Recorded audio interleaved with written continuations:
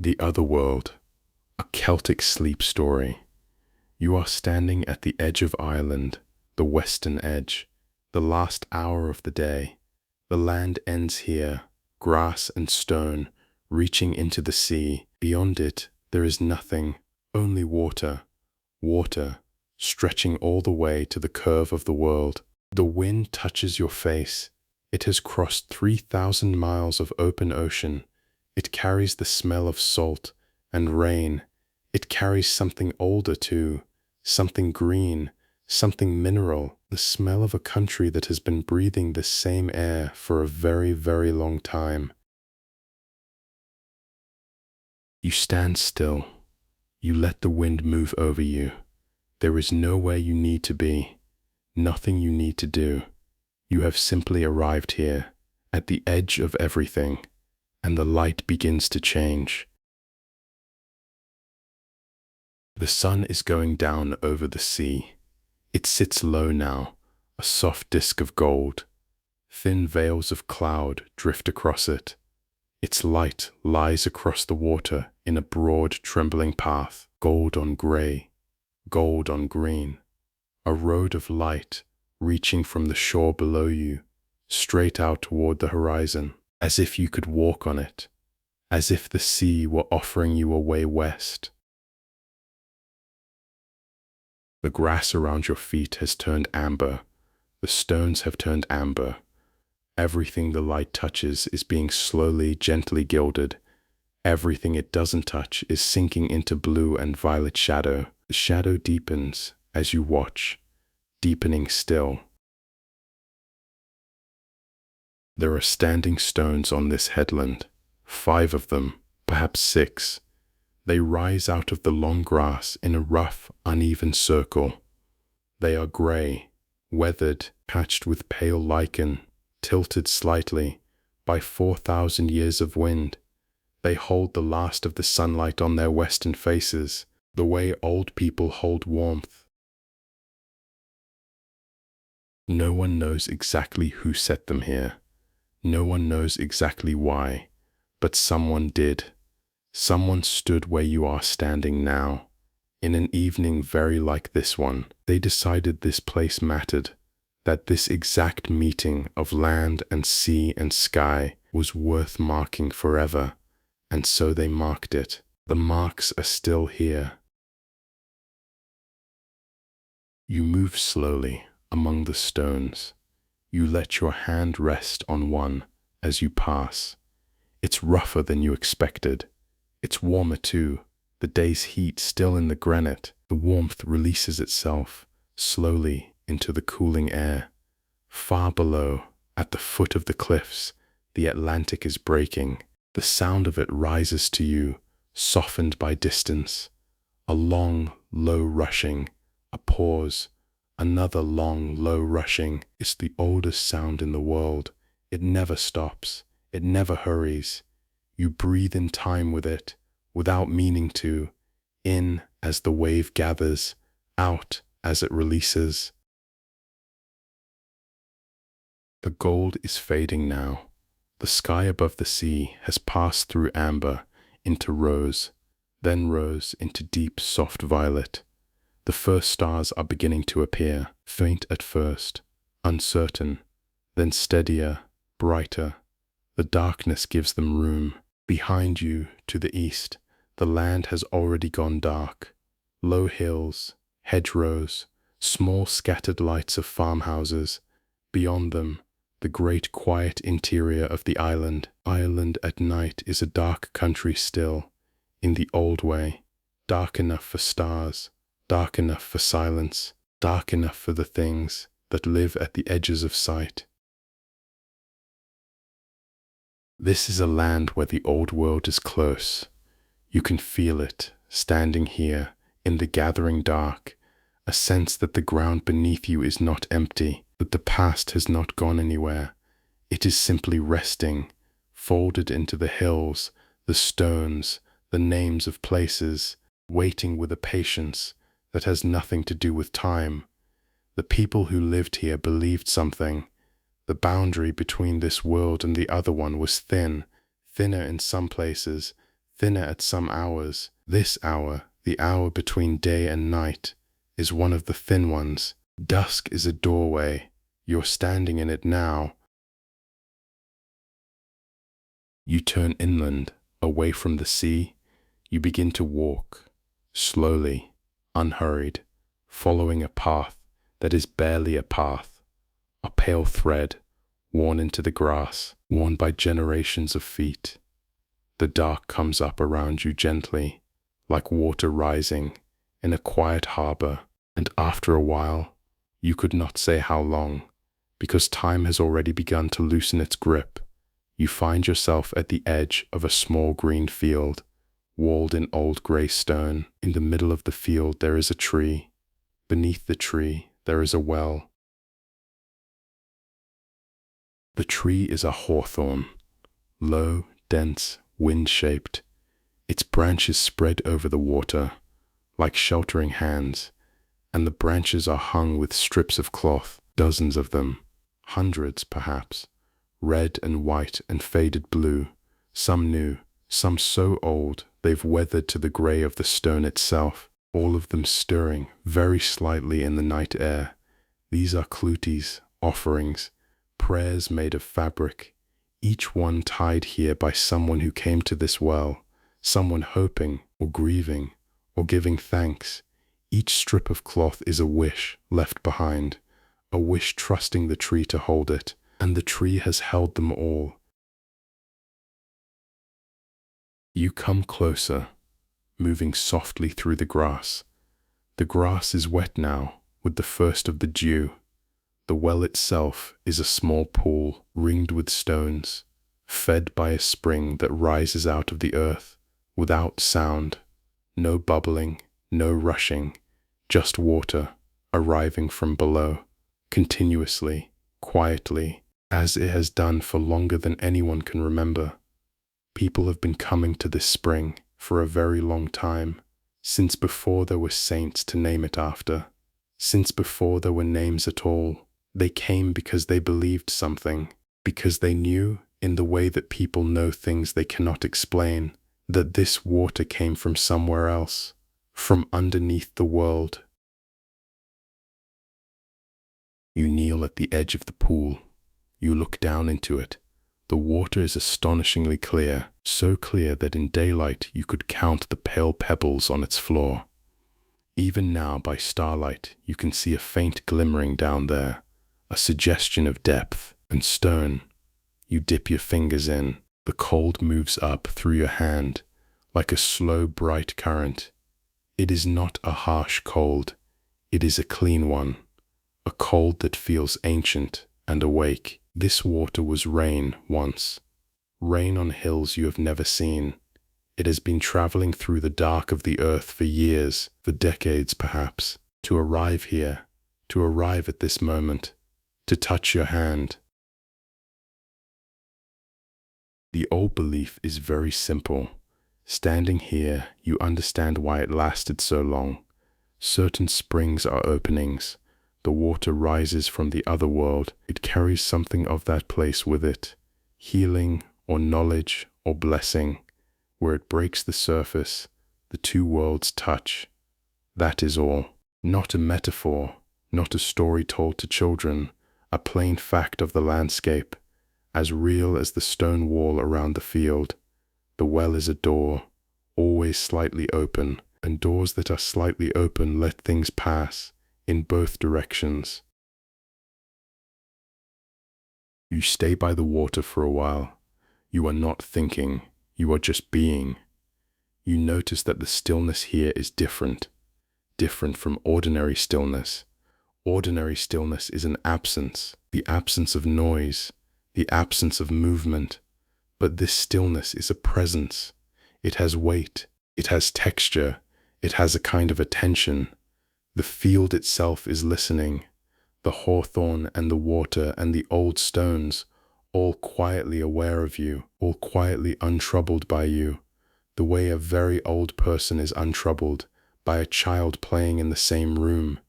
You are welcome here. You have always been welcome here. You simply had not visited before. When you rise at last, your knees damp with dew, the moon has come up in the east, a low honey-colored moon, not quite full, resting just above the hills. You leave the well behind you. You walk on, into the heart of the country, through fields silvered with moonlight, over stiles and along hedgerows, heavy with the smell of night flowering things. The land grows softer as you go, greener, more folded. Eventually the path brings you out at the foot of a hill. It is not quite like the other hills. It is rounder, more deliberate. The moment you see it, you know. It is a mound, a great grassy dome, rising from the level fields, smooth and symmetrical, ringed at its base by a shadow. It might be a ditch or a circle of low stones. In the daylight, a passing stranger might take it for a natural hill. But it is not a natural hill. It was built, heaped up, basket by basket, stone by stone, by human hands, more than 5,000 years ago, in an age before iron, before writing, before the pyramids of Egypt had been imagined. The people of this island call such a place a Sídhe, a fairy mound, a hollow hill, a dwelling place of the good people. They live beneath the grass. You find a place to sit in the long grass, at the foot of the mound. You are facing its dark, curved slope. You settle there. The night settles with you. The story has been told for a very long time. It goes like this. Before the Gaels came to Ireland, before their ships arrived, the island belonged to another people. They were the Tuatha Dé Danann, the folk of the goddess Danu. They were more than human. They were luminous, skilled beyond skill, masters of music, of healing, of craft and battle. Some say they came to Ireland out of the sky. They came in a mist on the mountains of the west. They came. And when the Gaels came, and when the two peoples met, and when the matter was settled, the story says it was settled with strange courtesy. It was a division, not a destruction. The island was split in two, not east and west, not north and south. The Gaels took the surface of Ireland. They took the fields, the rivers, the daylight, and the Tuatha Dé Danann took everything underneath. They turned away from the sun. They walked down into the hollow hills. They walked into the mounds and the passage tombs. They walked into a country beneath the country. There they have lived ever since, undying, unaging. They feast in halls of stone and gold. These halls lie beneath the feet of the living. So the mound in front of you is not empty. That is what the old people of this parish would tell you. They would tell you if you asked them. Some would tell you even if you didn't. Underneath that smooth grass slope, underneath the tonnage of earth and stone, there is a hall. In the hall there is light, there is music, there is a long table, never cleared. There is a company gathered there for 5,000 years. They have not yet grown tired of the gathering. Sometimes, on certain nights, people passing this way have heard the music, a thin silver thread of it, rising through the grass, sweeter than any music of the daylight world, almost too sweet to bear. You listen. The night around you is full of small sounds. The breeze combing the grass, the far-off call of a bird settling, the almost inaudible hum of the living land, and beneath them, or within them, there is something else. You cannot quite say that you hear it. It is more that the silence has a shape. The shape is musical. You do not strain toward it. You let it come to you, or not come, as it pleases, because that is the way with the people of the mounds. They cannot be summoned. They can only be waited for, gently, with an open hand. The moon climbs higher. The shadow of the mound shortens and softens. you begin to feel a particular drowsiness, the kind that comes from sitting in night air a long time. There's a heaviness in your limbs. It's not tiredness exactly. It's more like loosening. It's more like consent. Your breathing has slowed. Your thoughts have spread out and thinned, like mist over water. You think distantly that the people who built this mound knew things about sleep and death and doorways, things we've forgotten. To them, closing your eyes at the edge of a sea was not a small thing. But you're not afraid. The mound is patient. It has been patient for 50 centuries. Somewhere in that loosened, drifting state, the night changes around you. You'll never be sure of the moment. It happens the way a dream happens, without a seam. The grass is gone. The moon is gone. You're standing in absolute darkness. The air is still and cool. It smells of stone. You understand this calmly, without alarm. You are inside the hill, inside a chamber built of great slabs of rock. The darkness here is so complete, so ancient. It feels less like the absence of light and more like a substance of its own.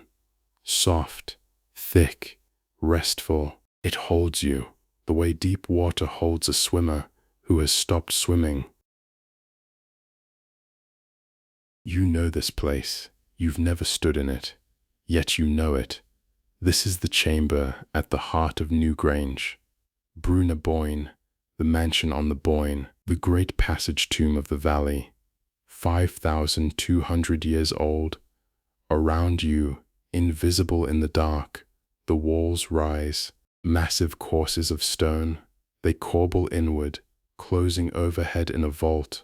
That vault hasn't let in a single drop of rain in more than 5 millennia. Beneath your feet, the floor is worn smooth. Behind you, a narrow passage runs back toward the world, 19 meters of stone throat, lined with megaliths, leading out to the slope of the mound, to the valley, to the sky. It is the morning of the winter solstice, the shortest day, the longest night. Outside, beyond the passage, the valley of the Boyne lies under frost. The sky in the southeast is beginning, very slowly, to pale, slowly and quietly, and without hurry. The people who built this chamber built it for this one morning. Out of all the mornings of the year, they chose this one. The morning when the sun stands at its lowest, its weakest, its furthest point of retreat. They aligned 19 meters of passage to a single narrow opening, thousands of tons of stone, all aimed at one small slot above the entrance, a roof box, a slot in the rock, aimed precisely at the place where the midwinter sun will rise. Think of what that means. You are standing here in the dark. They had no instruments. They had no writing. They had only their eyes, their memories, the patience of generations, watching the sunrise creep along the horizon, year after year, marking its turning points, passing the knowledge down from the old to the young, until they were certain, absolutely certain, of the one point where it paused and turned back. And then they built. They moved stones weighing many tons. Some of them came from 80 kilometers away. They set them with such precision that 52 centuries later, the alignment still holds. The sun still keeps the appointment. It has never once missed. You wait in the darkness. The darkness is kind. There is no sound at all in here, no wind, no sea, nothing but the small tide of your own breath, moving in and out, unbelievably loud in the stillness, and then not loud at all, just present, just yours. Time in this chamber doesn't pass the way it passes outside. Minutes and centuries lie down together here. You could be waiting for an hour or for an age. It would feel the same. this soft, black patience, this held breath of stone. You close your eyes. The darkness behind your eyelids is the same as the darkness of the chamber. For a while, there is no difference between inside and outside, between you and the hill. You are still, you are here, you are held. And then, light.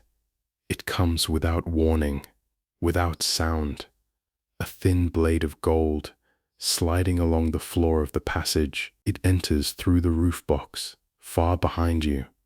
It travels slowly, steadily, 19 meters of stone, and it crosses them all.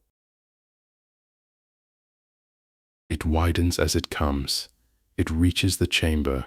It touches the floor, at your feet, and the darkness that has held this room for a year, dissolves. A low, honeyed glow, just that, just warmth and light and stillness. The great carved stones emerge from the black, spirals, lozenges, waves, cut into the rock by hands gone these 5,000 years. They glow now, as if lit from within. The sun has turned, the light is coming back. This is the moment the whole vast structure was built to hold. You are standing inside it. The light lasts only minutes. You know this. But within those minutes, something happens, something that cannot be measured in minutes. A kind of opening, a kind of passage.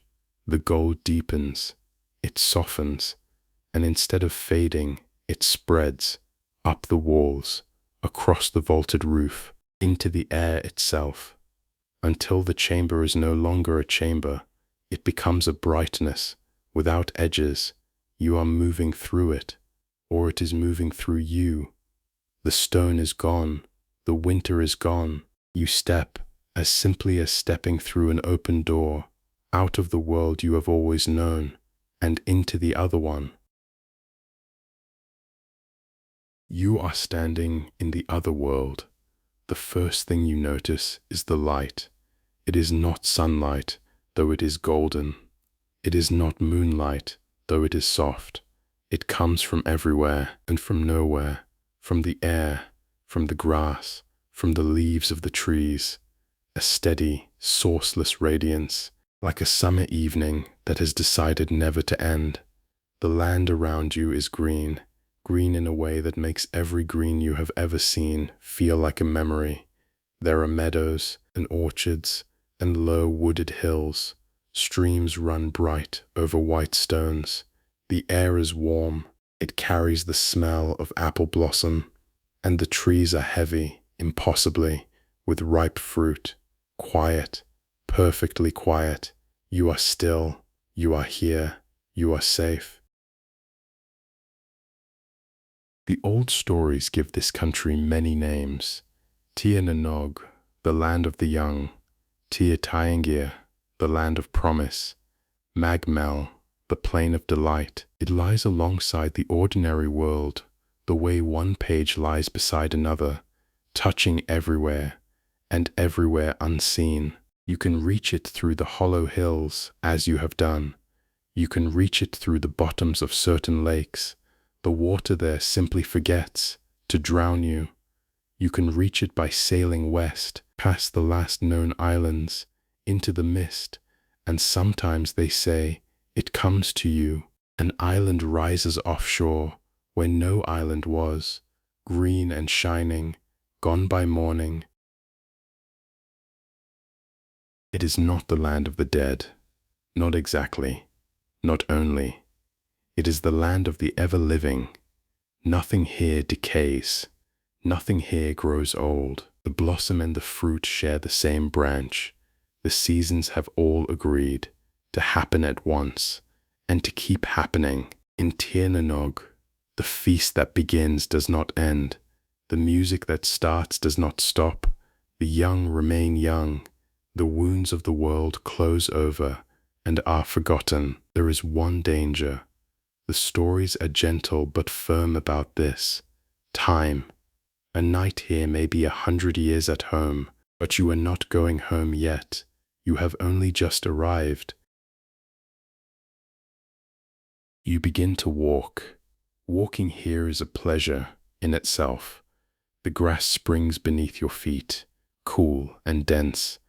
Every step costs you nothing. The land itself is carrying half your weight. You pass under the apple trees. Their branches stir, although there is no wind. A slow, welcoming motion, like the beginning of a bow. A stream crosses your path. You step over it, on flat white stones. The water beneath you is so clear, it is visible only by its brightness. A ribbon of light threading a way through the meadow. Birds are singing somewhere. 3 notes, over and over, unbearably sweet. The stories say the birds of this land can sing the sick to sleep. They can sing the sorrowful to peace. You are still. You listen. Time is doing something strange, and you let it. You cannot tell how long you've been walking. It feels like minutes. It feels like seasons. And you find gently that you don't mind. The question has grown soft, unimportant, like a word repeated, until it loses its meaning. In the ordinary world, time is a river. It carries you one way only. Here it is a still lake. You can float in it. You can drift. Nothing is being taken from you. The moments aren't passing. They're gathering. They're pooling around you, deep and warm and slow. Ahead, the land rises, gently, toward a long green ridge.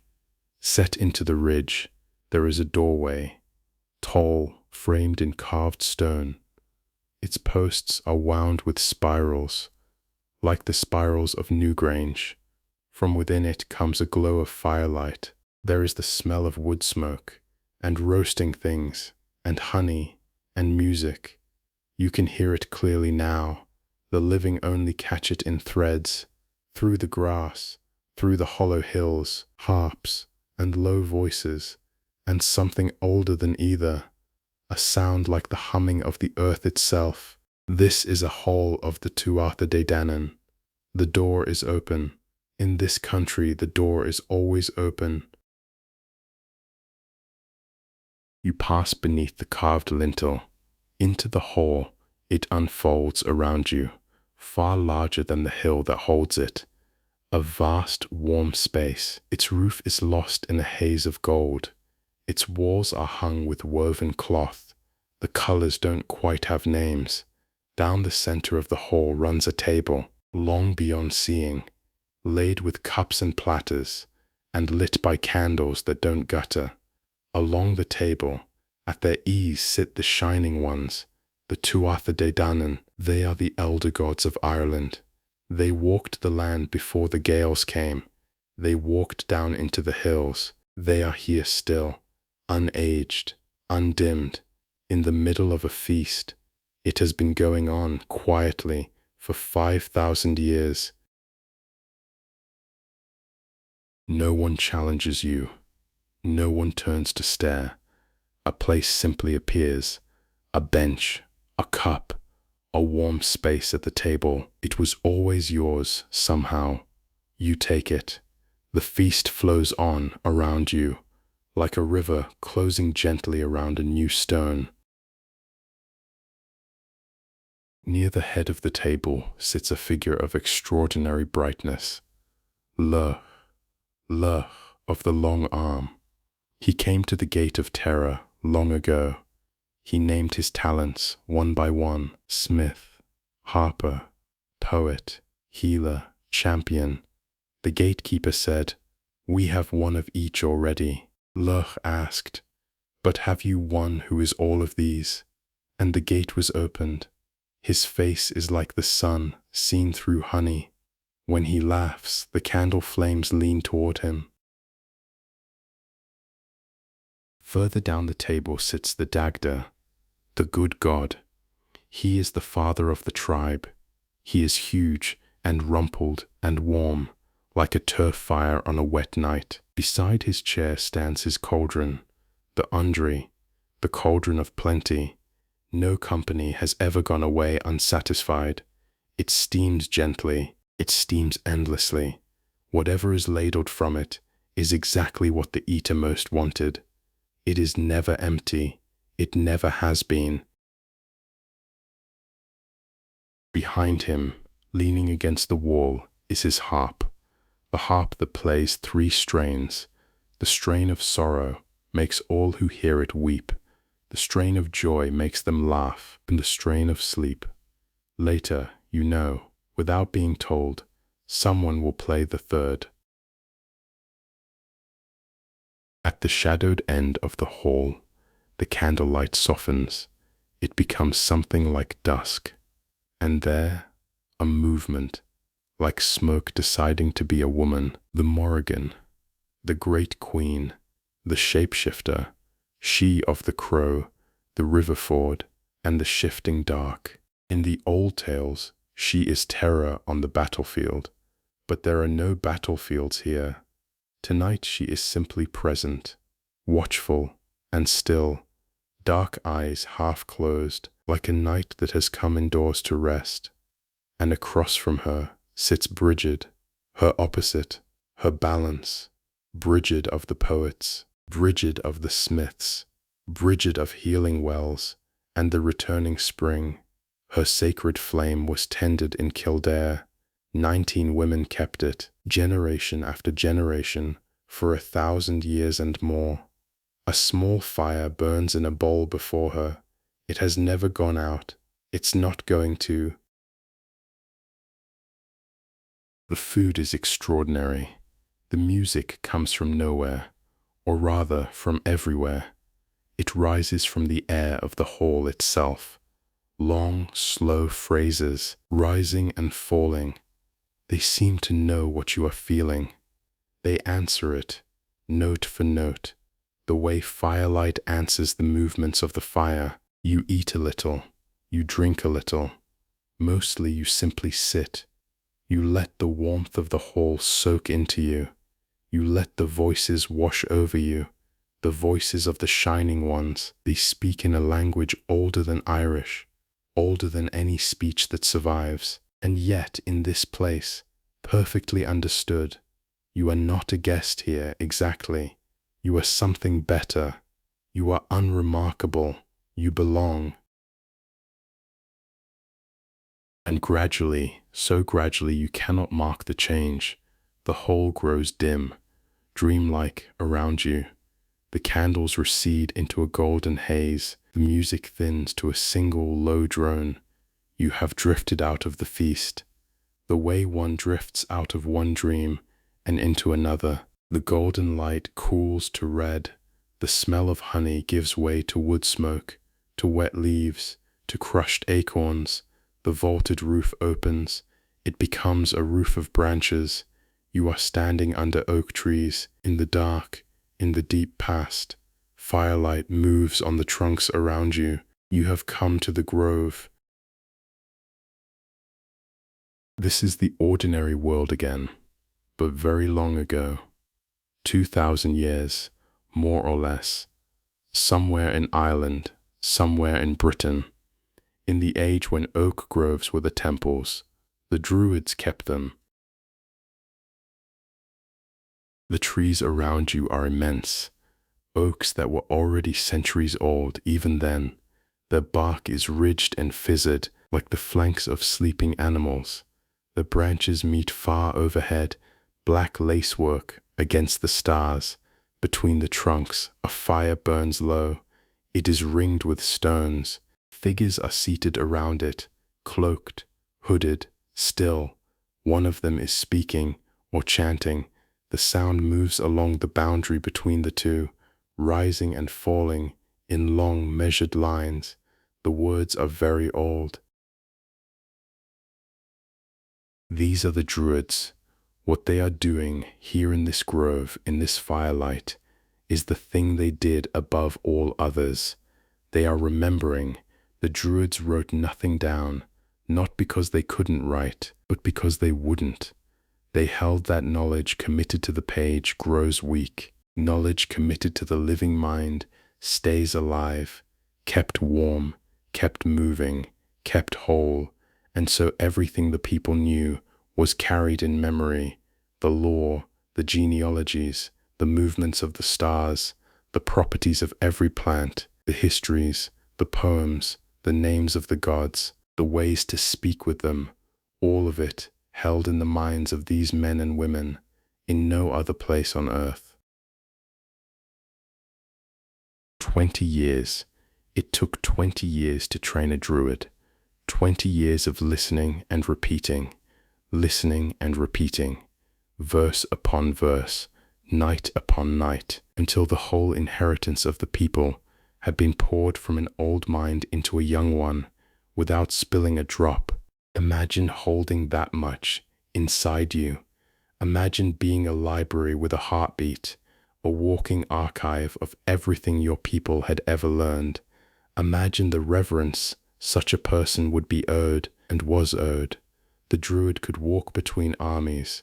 The fighting would stop. You watch the firelight move on the hooded figures. You understand what you are looking at. The memory of an entire world seated in a circle, keeping itself alive by speaking itself aloud. The chanting goes on. You let yourself settle against the base of one of the great oaks. Your back touches the deep-ridged bark. The roots make a kind of chair beneath you, as if the tree had been expecting you. You cannot understand the words. You do not need to. The meaning is in the rhythm. Long lines, balanced and returning, each phrase folding back, like waves folding back on a shore. The rhythm enters you, the way rhythm always enters a tired listener, through the breath first, then the heartbeat, then the slow tide of attention itself. Your breathing lengthens to match the lines. You could listen to this forever. Perhaps in some sense you already have. The oak was the holiest of their trees. Some say the word druid carries the oak inside it. Oak knowledge, oak wisdom. Sitting against this one, you can feel why. The tree is patient. Patient in a way that makes the standing stones seem hasty. It has stood through hundreds of winters, holding its ground, drawing its slow life up out of the dark earth and spreading it into the light. It asks nothing of the night, but to continue. High above you, the uppermost leaves are moving, very slightly, against the stars, a soft, continuous shivering, like the surface of deep water. Below, at the fire, a second voice joins the first, then a third. The chant braids itself into layers. And this too is a kind of doorway. The human voice, moving in the old measures, in the dark, under trees. The druids knew it. Words said in the right rhythm, at the right hour. They don't merely describe the world. They lean on it, gently. The world leans back. You feel the lean now. The soft pressure of the sacred. The sense that the grove is fuller than the count of its occupants. The fire is being watched by more eyes than sit around it. All of this is entirely as it should be. Nothing here wishes you anything but rest. The chant rises once more. It holds a long note, like a held breath, and releases. The grove lets you go. The firelight thins. The voices fall back. They dissolve into the general murmur of the night. The oaks step back into darkness, and you find yourself walking again. In the open, under stars, somewhere close by, on your left there is water moving, a big, slow, quiet movement, a breathing of water through the dark. You've come to the river. You've come to the Boyne, the sacred river, the mother river, the river of the valley of the Mounds, and you're walking along her bank in the middle of the night. The grass is wet and silver around your ankles. The sound of the current keeps pace beside you. The story of this river is the story of a goddess. Boann was her name, she of the white cattle, the shining one. And there was a well in those days, a secret well, the well of Segais, ringed by 9 hazel trees. Their nuts held all the wisdom of the world. The nuts fell into the water, the salmon ate them, the well was forbidden. Boann went to it anyway. She walked around it against the sun, the story says. The well rose up and overwhelmed her, and rather than destroy her, it became her, or she became it. The rising water rushed eastward toward the sea. It has been rushing ever since. It is the river beside you now. The Boyne is her body. You are walking beside a goddess, one who has been flowing for a very long time. You stop for a while at a bend. The bank here shelves gently down to the water. You look at the river. The river in its way looks back. It is wide here, and slow, and utterly dark. Dark, except where it carries the sky. The whole surface scatters with stars, hundreds of them trembling slightly. They ride the current, without being moved by it. The river seems to flow through the middle of the night sky, not through a valley in Ireland, through the sky itself.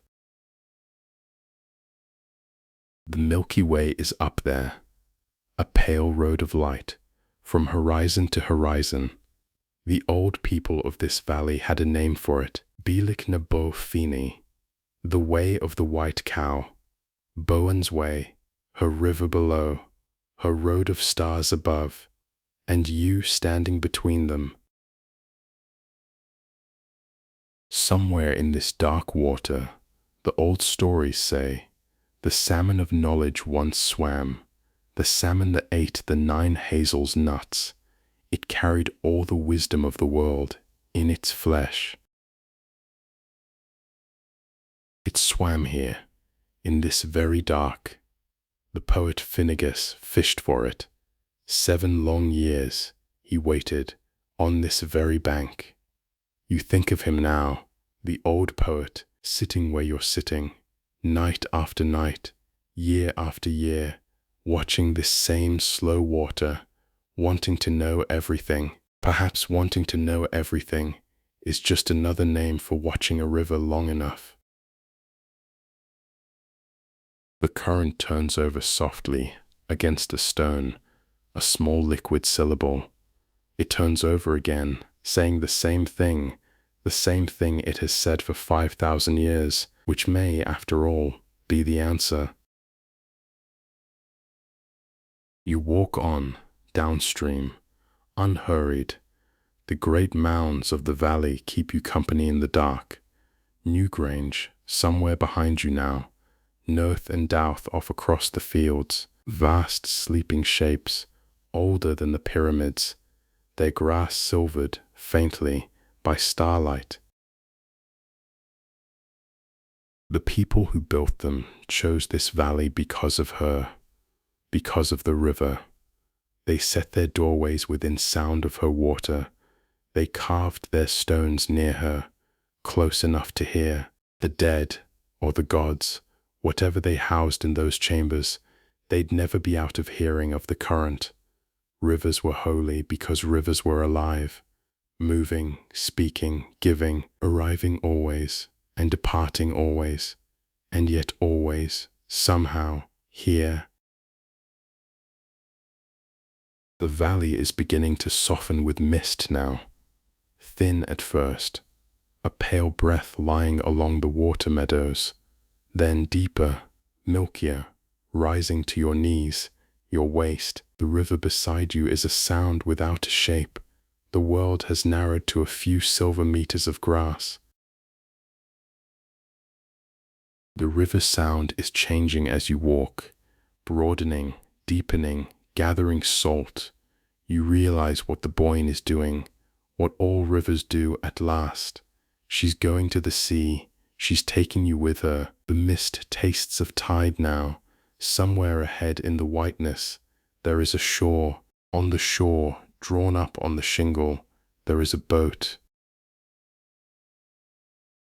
It is a carrache, a small boat of the old western pattern, a light frame of wooden laths, hide stretched over it, black with tar, high in the bow, almost weightless.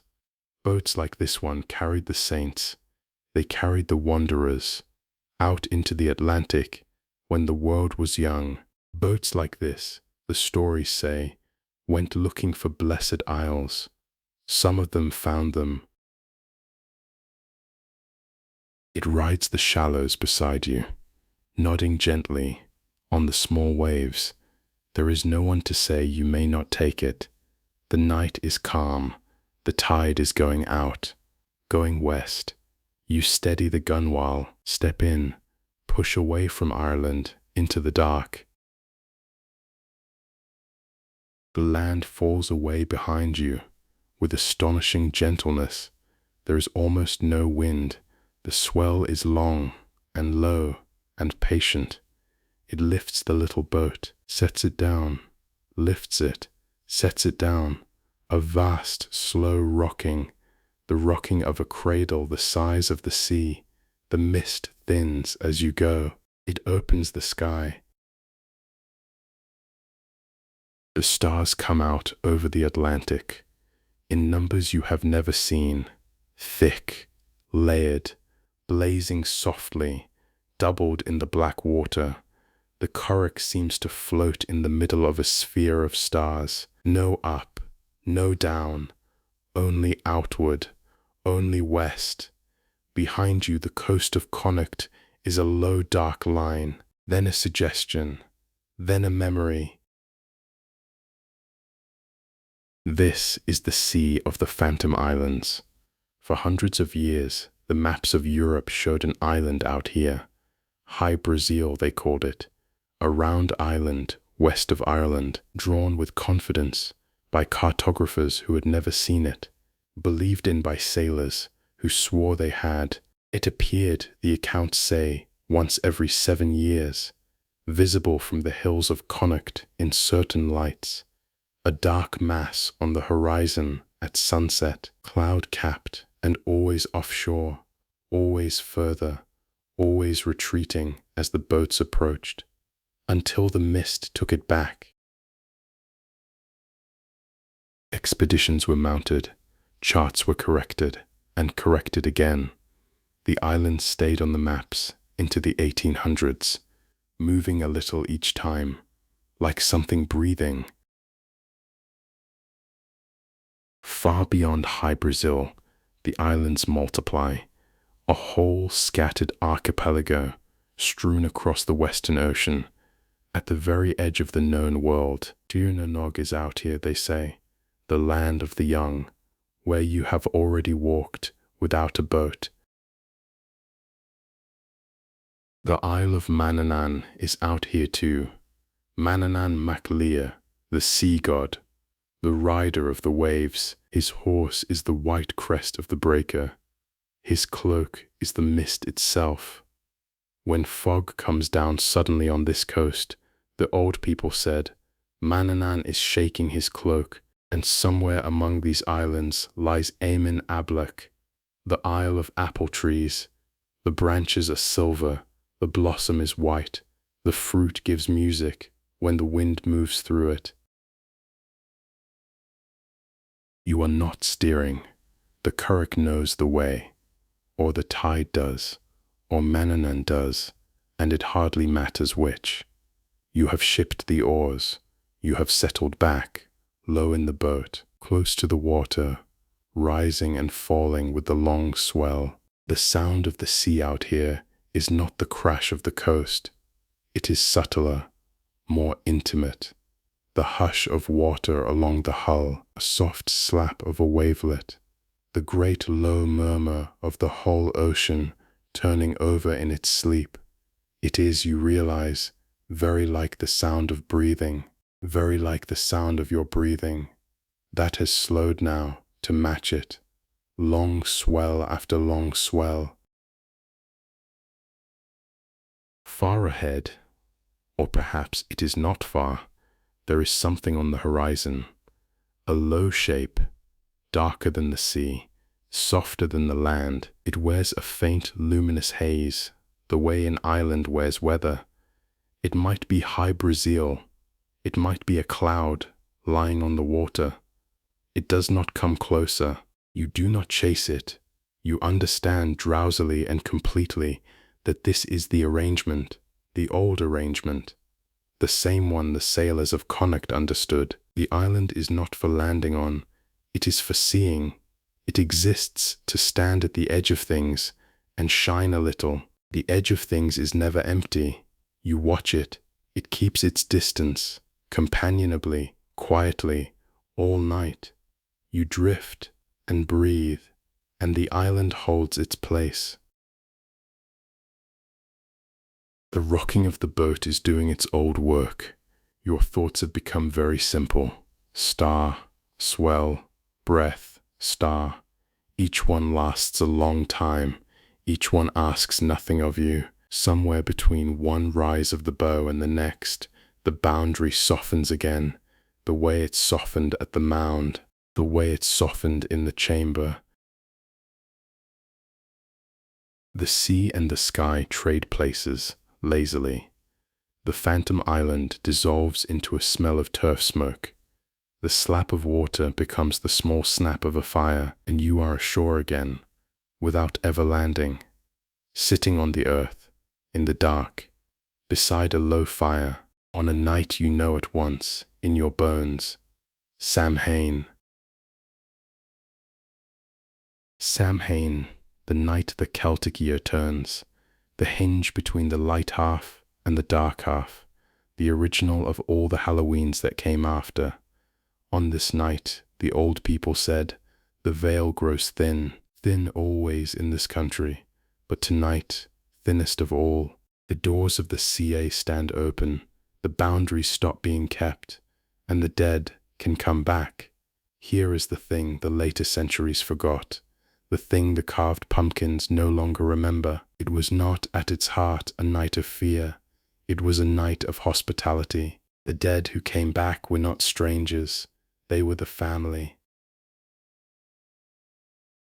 Look at the fire in front of you, a turf fire burned down to deep orange glow, breathing softly in its bed of ash.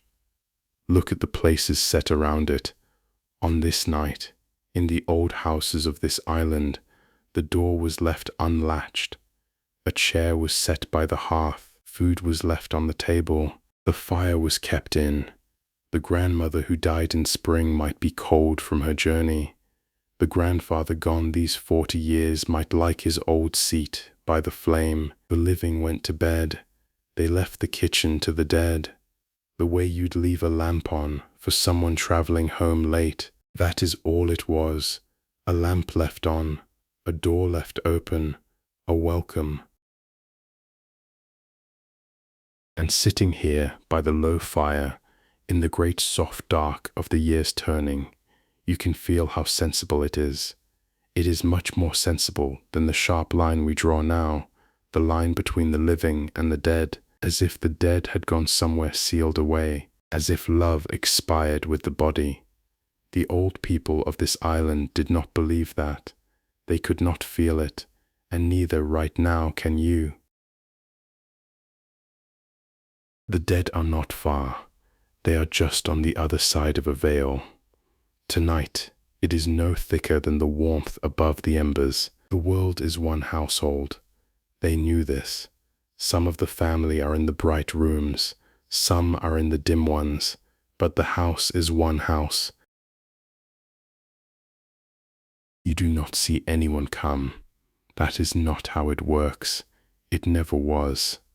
But the space around the fire grows gradually fuller, the way a room grows fuller when someone you love enters it behind you before they have said a word, a warmth in the air. It is not from the embers. There is a sense of company, easy and familiar, settling into the dark. On the other side of the flames, there is nothing to say. There is no need to say it. This is the kind of visit where everyone has known each other long, where silence is the conversation. The fire ticks softly. Somewhere out in the night, the wind moves once through dry leaves, unhurried, like a sigh of contentment. The fire burns lower and lower, and you let it. On this night of all nights, a fire burning low is not a fire dying. It is a fire resting, banked in its ashes, keeping its seed of heat for the morning. As the hearth fires of this island were kept alive, unbroken, sometimes for generations, the embers pulse gently, orange to red to rose, in a rhythm slower than breathing. Whatever gathered at the fire is beginning to withdraw now, without farewell, because no farewell is needed, where no real parting happens, folding back into the dark, the way warmth folds back into the earth, until the night is simple again, enormous, kind. You sit a while longer in the red glow. The embers breathe. You breathe with them. Then, quietly, you rise.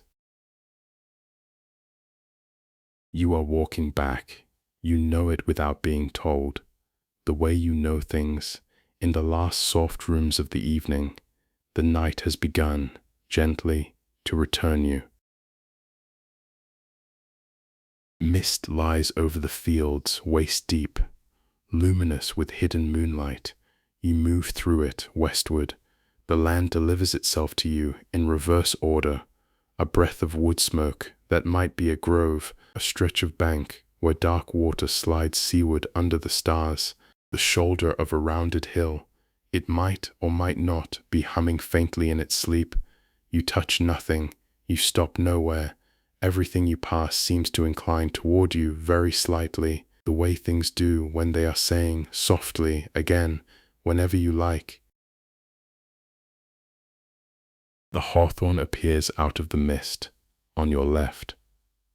Its cluties hang still in the windless air. The well at its feet holds one star in its black water, perfectly, like a coin in a palm. You pass it slowly. The field wall opens, where it opened before, and the ground begins to rise. The grass grows longer, coarser, salted, sea-combed.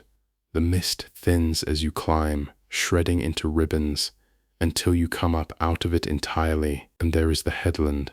There are the standing stones, grey and patient in the starlight. Still, exactly here. They have stood in this place for 4,000 years. They hold their rough circle above the Atlantic, as if no time at all had passed. Perhaps for them it hasn't. The sea is still there. You hear it before you see it. The long, low rushing far below. The pause. The long, low rushing, the sound that was here before the stones, before the mounds, before the first boat and the first fire. The sound that underlies every story this island has ever told.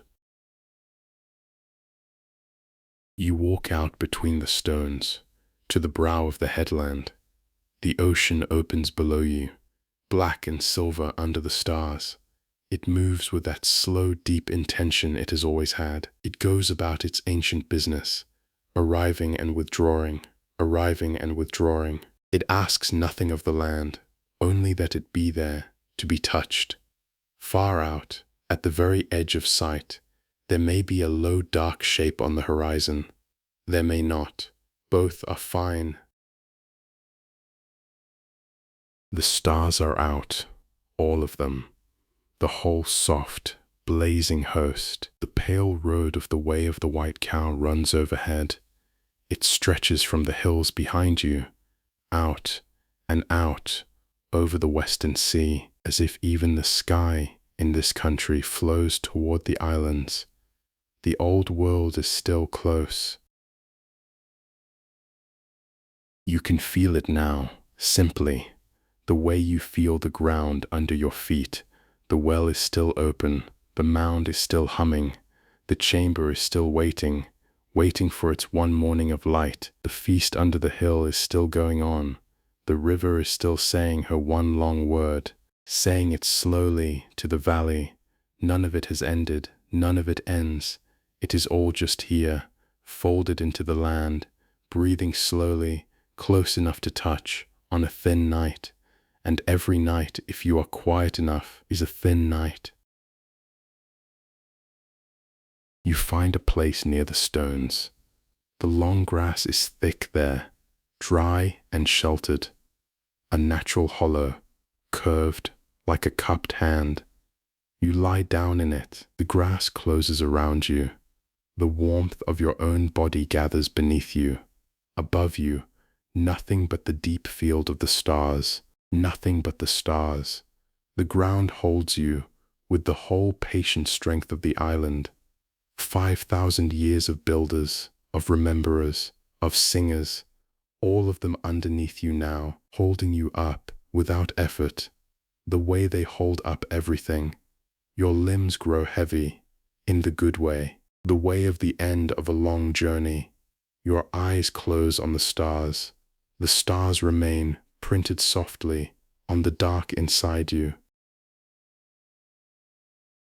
And the sound of the Atlantic, far below, begins its last work, its oldest work, the long, low rushing, and the pause, and the long, low rushing, in and out, the wave gathering as your breath gathers, the wave releasing as your breath releases, until you can no longer tell which is which. It does not matter. They are the same rhythm. They always were. The sea breathing, the island breathing, you breathing, one slow tide moving through all of it. Each wave comes in, a little softer than the last. Each breath goes out, a little longer. The night holds you. The old land holds the night. Sleep comes the way the tide comes, gradually, gently, without a single sharp edge, rising around you from below until you are lifted and carried and gone. Sleep now. The stones are keeping watch, as they always have. The sea is saying the only word it knows. Over and over, the word means rest,